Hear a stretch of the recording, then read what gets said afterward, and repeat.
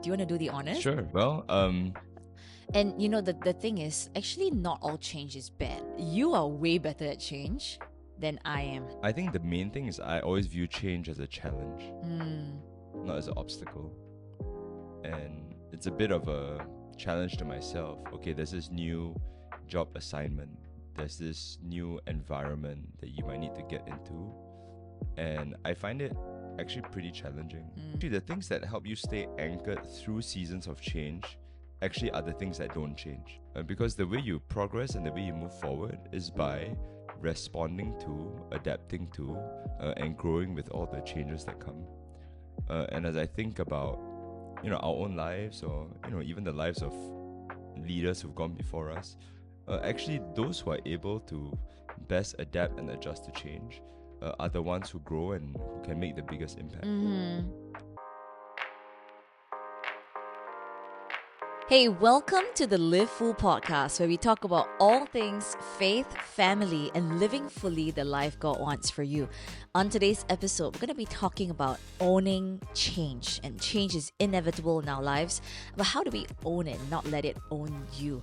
And so today, I have my favorite guest with me, and that's none other than my husband, Chris. Hey, It's been a while. welcome. Yes, to be back. it has been a while actually. And actually today we also want to do something a little bit special. And yeah, we'll get to it. We'll get to it in a while. But yeah, it's been good. I think having you back. I think it's been quite a while actually. It's been a while. Have I been on this season? No, I this don't is your think first so. appearance. My first this season. We took a bit of a break over Christmas. Yes. And then over the New Year. I think we just needed a bit of breathing space. Yes. I think in our lives, Christmas was a exciting season. Yes. But it was nice just to reset. The start of the year has been good. Just starting it with even like prayer and fasting in church, kids getting into new rhythms. And as we're recording now, we're in February, Yes. I think. And yeah, and it's good. I think we're settling into the year. Yeah, well, when he says we, the reason why he says we took a break is because actually Chris is a very integral part of my recording. So Yes. he's always at every recording, whether he's actually a guest or not. He helps me with all the setup, the even all the technical things that I'm not so good at. But that helps me so much. I'm basically the tech support. That's what I do. That's what I do in my spare time.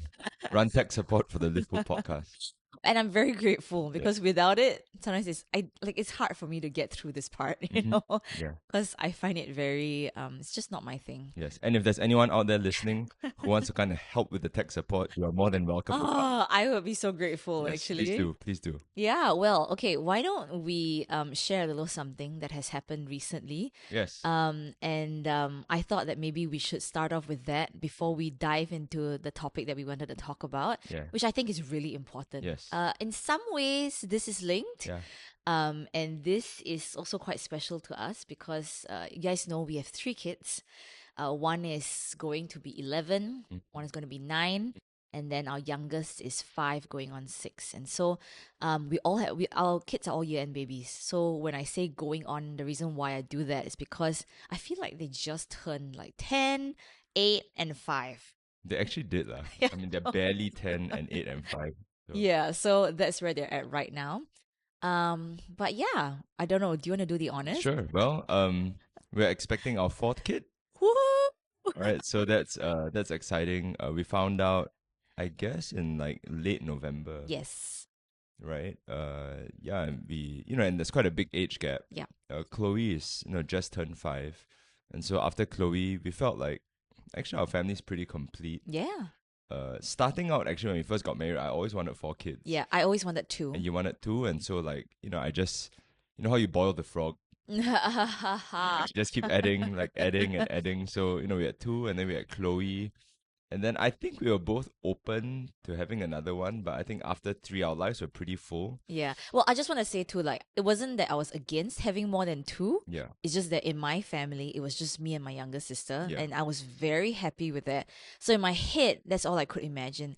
Like 2 is great, you Yeah. know. And I but grew up with a family of 3. You did. So to me, 3 was like baseline. Yeah. And anything more than that. Baseline. Yeah, and anything more than that would be, great if we can cope with it, if we could deal with it. And I think, after 3 we felt like No, after 2 first, I definitely felt like it was not enough. Oh, Yeah, so I think that was a huge change for me okay. because previously I really thought two was good enough, And so when we had two, I said, "Oh, actually, I don't think it's enough for us. Yeah. I'm ready for a third one. I want a third one, Mm-hmm. right?" And so this was, yeah, Yep. a bit more than that.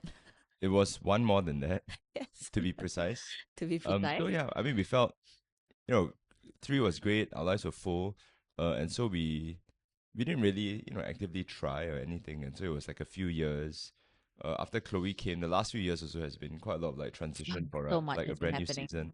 So, we waited for a bit, and then I guess about a year or so ago, we just felt, I think we were praying about it, we were open to it. And I think we just felt God say, like, hey, go for it. Like, not like a you must have one more child, but just like a go for it. And one of the things um I hear older couples say, Mm, even those who have 2 or 3 kids, they always say, like, I wish we had more children. I do hear that. And we enjoy having kids. And I didn't, we didn't go for one because everyone's like, have more. There's none of that. But I think it was just a combination of things. I think, felt like we still had space in our lives for one more. Like, we enjoyed it. And so we said, all right, let's go. Well, and to be clear, like it was a hard decision, I think, because I think anyone who's starting a family in Singapore will know how costly it can be to have another kid. Mm, And I mean, given the kind of homes we live in, right, and all that. I mean, I think that was always at the back of my mind. And so I was definitely a bit more hesitant, I mm, think, about having another kid. mm. Yeah, but you were a lot more enthusiastic about it. Yeah, I'm always the kind of guy who's like, should we do it or should we not? And if it's like, let's do it, then let's do it and figure it out. Yeah. You know what I mean? By Yep. the time you weigh the pros and cons and all that, like, I mean, if you weigh things up, you'll just never have kids. Yes, it's true. It's always more work, it's always more money, it's always more space, it's more of all those things. Yeah. And then the pros are, you can't really quantify Yes. all those things. So I think you can never evaluate it in that way. It was just, do we feel like there's something we want to do? Then let's do it and things will work out. I Yeah. think that's usually how we've made a lot of decisions in life. No, it's true. And I think for both of us, we do enjoy like parenthood quite a bit. Mm-hmm. I was just sharing with you, right? I Yep. feel like I don't know if it's because I'm pregnant and the Mm. hormones are just going, Mm. but I have definitely felt. I think like this is my favorite season to parent so Yeah. far. I don't know why. I just really enjoy it. I mean, our kids are like two of them are in primary school. Yeah. One of them is just about to enter into primary school. Yeah. And although I super enjoy the infant stage, which I'm excited to go through again, Yep. at the same time, I don't know, each season kind of brings something different, Yeah. and I'm looking forward to it. I think at the end of the day, we are very happy about it. Oh yeah, of course. Yeah, we are super. I think also it Yeah. felt like the kids were at the age where they were a bit more independent. Yeah. And the reality with three and when Chloe was still younger, there's quite a lot you have to be pretty hands on. But now they're pretty independent. And so also it felt like, okay, I think now we've got a bit more headspace. Yeah. We can have another, Chloe loves babies. Yes. And we could imagine like having another baby in the home and the older siblings having a part in it. Yeah. So yeah, so you're due in July. I am due in July. So I'm almost halfway through at this point of the recording. Yep. By the time this episode is released, I'll probably be exactly halfway through. Yeah. 5 months. But we'll see. Yeah, we'll see. So it's going to be an Um, exciting year. yeah, no, it's going to be fun. I think so many new things, right, to look forward to. Yeah. So many new changes to look forward to. And I thought, hey, I think this is a great kind of like segue into what we wanted to talk about. Yeah. We're so grateful for this gift. We're so grateful for what God has given to us. But we know that this marks a new change, a new thing, a new transition for our own lives too. Yep. I think we were just talking to somebody yesterday at church, right, and sharing with this couple who's also expecting a baby soon, about how actually we've given away most of our stuff because it's been very long. It's been a long time, and though again this is not a surprise, it was in some way planned. It took a while. It took a lot longer than we expected, Yeah. right? But I think because of just how old the kids were already, we had already given away everything, and so I think we're gonna have to restart the process quite a bit. Yep. Quite a bit of change, right? Yep. That's coming up for us. But we thought we might talk a bit more about this, Yeah. right? Change is, like I mentioned at the start, it is inevitable. Yes. I feel like being parents has also taught me some very valuable lessons on change, Yeah. because change happens all the time with them, Mm-hmm. right? They change, but it means that I need to be adapting at the same time too, and be okay with that. You Mm-hmm. know, our seasons look a little bit different, our rhythms look a bit different. Yep. But it is important to recognize that change is inevitable, but how we respond to it, that's our decision. That's a Yeah. choice. We can actually have some control over our response. Yeah. And I think that determines quite a bit, Yep. right, in our own lives. Yeah. I think, I mean, it's quite cliche, lah. Yeah. Like, I mean, change will happen. Change is accelerating. I mean, you see all of those Yes. kinds of things. But the way I think about it is actually the way we navigate or respond to change and transitions, actually is a big part that determines our longevity in leadership, in life, Yeah, and good. in ministry. Mm. Because the way you progress and the way you move forward is by responding to, adapting to, and growing with all the changes that come. And as I think about, our own lives, or even the lives of leaders who've gone before us, actually those who are able to best adapt and adjust to change are the ones who grow and who can make the biggest impact. Mm-hmm. Um, and so that's why I think it's quite an important thing. It's not a trivial thing, Yeah. but for anyone who wants to go far in life and leadership and in ministry, actually having a good perspective on what change is and knowing how to respond in a healthy way to change actually will help you to go far. Yeah.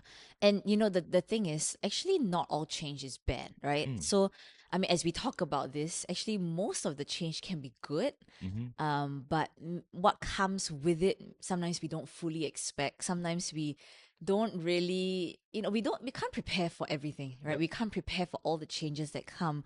I remember even as we were starting out as parents, right? People ask, "Are you guys ready to be parents?" Yeah. And then my answer will always be this: is the baby ready for us? Yeah. Not like, am I ready for the baby? I mean, but I said it really in jest, because I think you're never fully prepared for it. You can say like, oh, mentally I've done all these things. I've read about all the books. I never read a single book, but you can do all of that, right? Yeah. But I don't think like I think even with this house, I remember when we moved into this home, it was going to be a big change for us, Yeah. right? It's a different location, it's a different place. I mean, there was going to be changes that were expected. So again, good things. We have been praying for this home. Mm. We've been believing for this home. But there are things that you don't fully expect, and that comes with the change. Yeah. And they can be small. They can Mm-hmm. be, like minor things. They can be major things that take place. And so change is inevitable, right? I mean, they can bring lots of, it can bring disruption. Sometimes even if we prayed for it or tried to prepare for it. And I think that happens in so many parts of our life, whether we talk about work, right? Even in ministry, we make transitions, right? Parenting is a big thing. Marriage, right? Even in marriage, that's a big change. So many different areas of our lives. But I want to talk about a bit of our differences. Now, for those of you who know us a bit better, you might know this. But I think most people don't know, because even this I had to discover over time, Mm-hmm. Mm-hmm. is that you are way better at change than I am. Yep. I wouldn't say that you love change, but I would say that you are much better at handling it, or your perspective around it is much healthier than mine. Yeah. And so I had to learn this. Yeah. I'm still working on it. Small examples would be, I just could not deal with it if you would change plans last minute, right? I couldn't deal with it. Like, it was just something, or when we would go to like a place to eat, and then you'll be like, okay, let's pick this seat. Mm-hmm. And then after that, as we're about to walk there, then you're like, no, no, no, let's go to the other seat. Mm-hmm. I don't know if that happens to anybody else, Mm-hmm. but even then, I'm like, why are we moving? Yeah. Because in my head, I was already fixed on like, this is the plan, this is the seat, this is where we're gonna be. So everything kind of revolved around that for me. And so to change and to move was a very big deal to Yeah. me. Yeah. And so I kind of had to like deal with that. So maybe today, let's pick into your brain a bit Sure. about what helps you with change. And maybe I can, kind of throw in my perspective too, but Yeah. you can start with that first. What kind of helps you with change? What are some ways that I don't know, maybe even thoughts that help you to deal with change? Yeah. I think the main thing is I always view change as a challenge, Mm, not as an obstacle. And it's a bit of a challenge to myself. Okay, there's this new job assignment, there's this new environment that you might need to get into. And I find it actually pretty challenging. mm, Like, and that's how you grow, you know? So, and some change you can maybe choose to avoid, not step into certain challenges, but I always view it as like, okay, look, here's an opportunity. I always think of it as, hey, I think there's something to learn. Early on in my career, I would, get posted around maybe every 2 or 3 years. And it's hard, not to say it's not, but with every new posting, I would realize there's something new to discover. yeah. There are new people that I'll get to meet. There's a new, area of the world that maybe I don't understand about that I can go and I can learn about. And so to me, it's exciting. I think it keeps the variety in life. And so I think that was one. Well, maybe I can just ask a question because you say new people to meet, a new world to like, explore. To some people, that is very scary. Yeah. And actually, they avoid it because they don't want to have to face that. They don't want to do something new. How do you overcome that? Like that fear? Do you have fear? Are you afraid of change? I wouldn't call it fear. Okay. I mean, there's definitely some, uh, you don't really know what to expect. Mm, And I think there's always that thing like, okay, in a season of change or transition, I'm always going to have to put in a little bit more. It's going to be yeah. more taxing. It's going to, and I'm not saying that I've always navigated it well. I remember every time that I posted to a new job, inevitably I'd fall sick Yeah. because, like We it just talked takes, about it just this. takes Yeah. the toll on your body. And so I think that was a unhealthy way to navigate change. And I've been working at that, you Mm, know, to mm, not like, man, every time a change happens, your body like takes a toll at it. Um, yeah, I think, the fear or the trepidation is real. And I think there's something about holding the tension in the middle of change. yeah. There is people have studied this in terms of human emotion and our response. And the initial reaction to change can either be excitement, Mm, if you're maybe someone like me, it could be shock or fear, and all that's natural. But for everyone, what follows after the initial reaction is usually what people call a dip. mm, And that's when you feel the weight, the tension of the change. That's when you're in an unfamiliar environment. That's when maybe physically it's more taxing, it's more mm. tiring. If you just had a baby, that means you're not Yeah. getting enough sleep at night. It Yeah. means your rhythms are thrown upside down. It's true. For some, it's like hard to say, wow, I really enjoy this change. What a challenge. And I can't wait to dive into it. And the Yeah. reality is that it's not enjoyable, No. and it is a dip. And everyone goes through that. But I think even the recognition that this is part of it Mm, helps you to go through it. Some people call it the messy middle, where things are a mess, your routines are a mess, your body's a mess, your brain's a mess. You don't really know what's going on. But just to hold that tension and be like, okay, I think this is just, it's not unique to me. Everyone goes through this.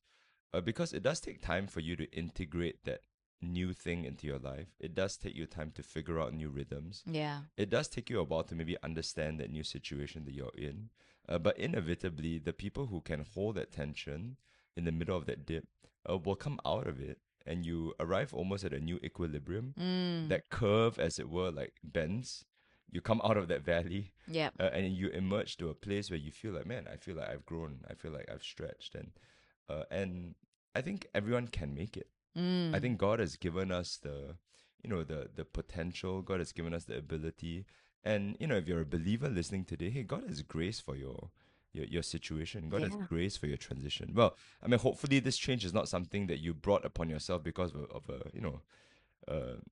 a a foolish decision, or Yeah, yeah. but even then I think God has grace, like, for all the seasons that he leads us through. Mm, And so to like go to the Lord at those times and say, God, give me grace to navigate this, this dip, to navigate the tension that I experience in this time, and not to give up too easily. mm, A lot of time, like that tension, someone told me once, it said, like, tension always precedes the breakthrough. mm. And just like a rubber band, right? Before, if you're gonna fire a rubber band, you pull it tight. Yep. It doesn't feel comfortable, but like once you release it, that thing flies, and that thing goes.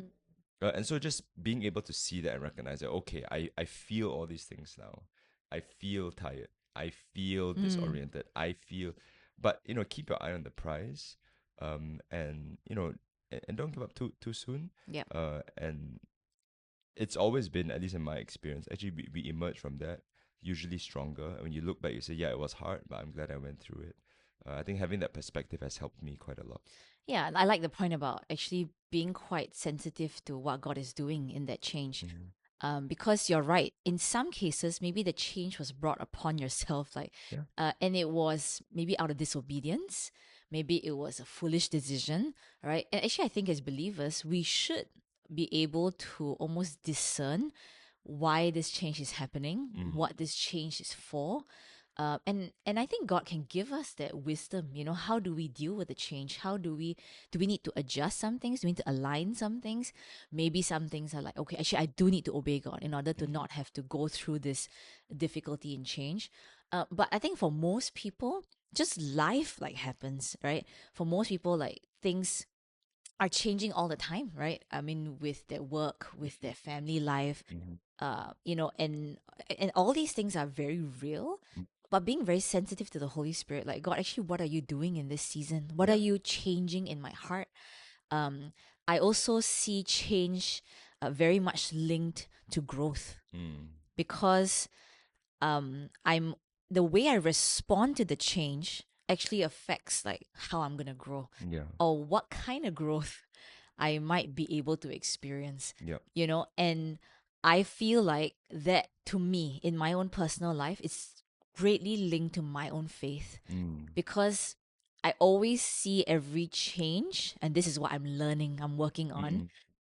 Maybe not the seating change yet, but just in general, that actually change, when God leads it and guides us to that change, or He's bringing us through a process of that change, like you're speaking about.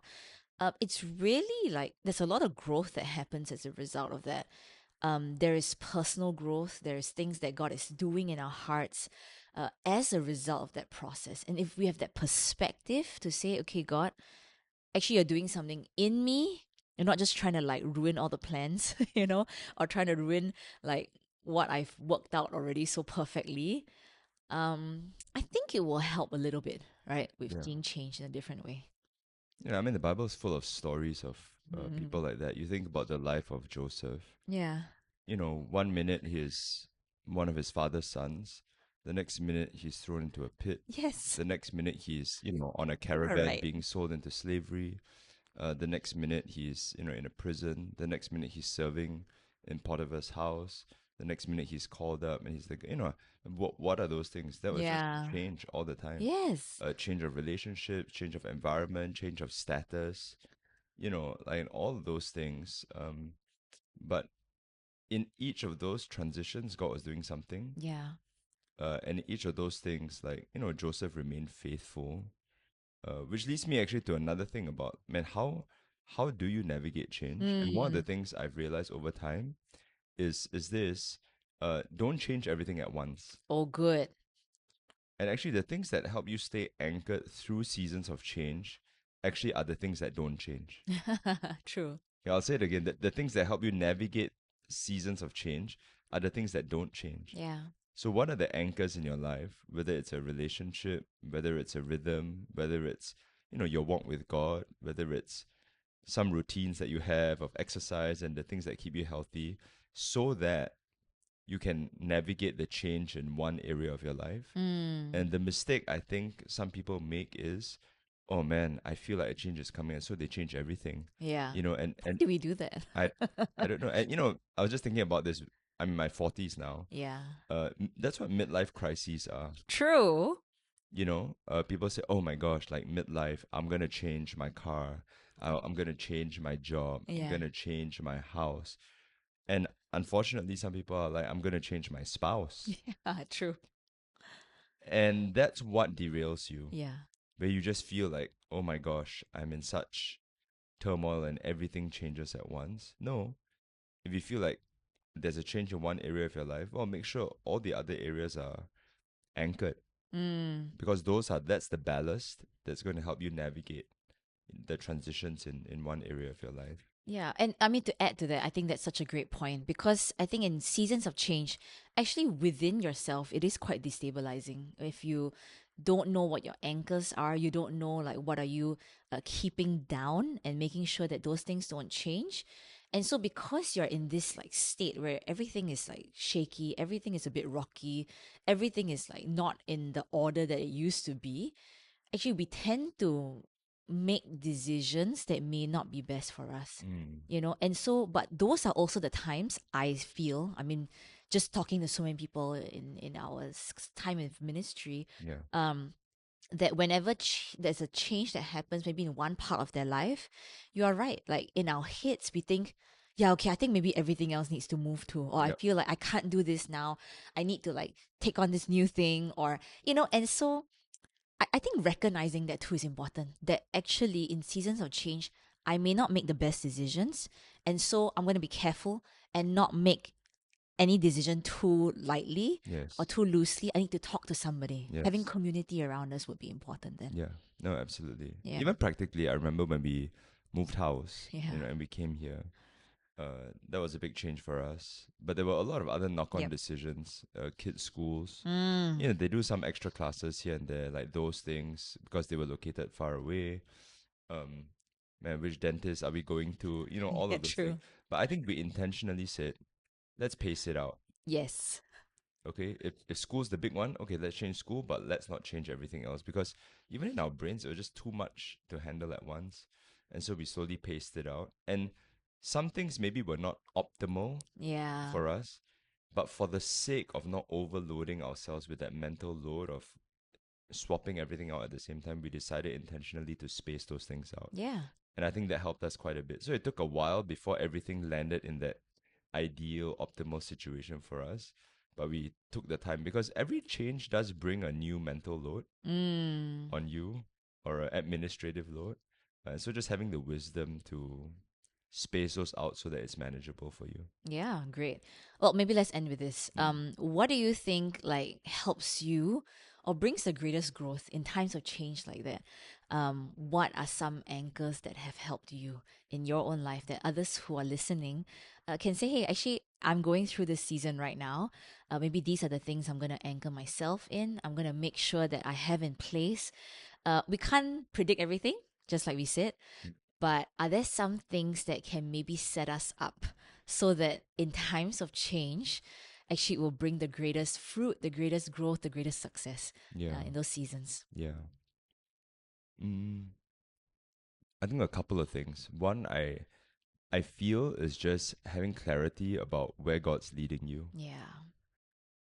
Everything that He leads us through, like say the example of Joseph, He was leading him through all these different things because there was a end goal. Yeah. And so, what's the vision? What's the purpose that God has for you? And keeping your eye on the prize. Yeah, good. I think that's one big thing. And then, that's the long term. But in my present situation, always being in that mode of asking God, God, what are you doing in me now? Mm. God, what is something that you're trying to grow in me? Yeah. God, what is some maybe habit that you're trying to uproot? God, what are you trying to do in the midst of this change? Because the Bible says that in all things, God works for the good of those who love Him Yeah. and who are called according to His purpose. True. And because He's called us to His purpose, He's working something good in that change or transition, maybe that you're experiencing now. Mm. And just praying and asking God, God, what is that thing that you want to do in me? I don't fully understand maybe the circumstances or the situation, but definitely in my heart, in my spirit, in my mindset, my attitude, God, you're doing something. And just knowing that God's working that good thing out, Yes. and just being sensitive to that and asking Him, what that is. And even if He doesn't tell you what it is, just having faith that God, I know you're working something Yeah. good. And so I think that anchor is going to be the thing that carries you through all of life. Yeah, and anchoring, I think, in his character, right? You're saying just now that actually, in times when everything is moving, find something that pulls you down and does not change. And I think, like, just knowing who God is in your life is so important because you're trusting and saying, okay, God, everything might be changing. There's so much uncertainty. I have no idea what's going on. Mm-hmm. But saying, God, I trust you because Yeah. you don't change. You're the same yesterday, today, and forever, That's a great, And yeah, so, that's a great way to end. Yeah. right, In the midst of change, God doesn't. he doesn't. And so I think knowing that and having that assurance of that, it's monumental, Mm. just saying, okay, God, you never change. And so because of that, no matter what I go through, no matter what the transitions are, no matter what the change is, hey, I've got you. Mm. Like you're predictable, Yep. you are certain, you are clear, Yes. and you love me. And so whatever you're doing in me right now, you have a purpose, you have a plan, Mm. and I'm gonna trust you through it. Amen. Amen. Well, thank you so much once again. We'll update you when our change happens Yes. again and how that will work out for us, Mhm. We'll give you a live update for that. Yes. Well, and thank you so much again. And thank you so much for being a part of this episode and joining our conversation today. I hope this episode has helped you to live full.